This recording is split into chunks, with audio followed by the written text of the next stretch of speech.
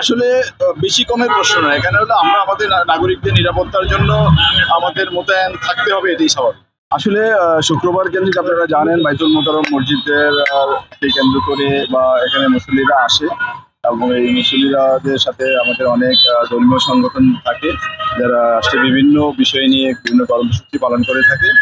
তো আজকেও আমরা এরকম মনে করছি যেহেতু এটা ধারাবাহিকতায় সবসময় হয়, তো আজকে এই ধরনের কিছু বা থাকতে পারে বা কর্মসূচি কিছু ঘোষিত হয়েছে, আমাদের কিছু ইসলামী সংগঠন কিছু কর্মসূচি ঘোষণা করেছে।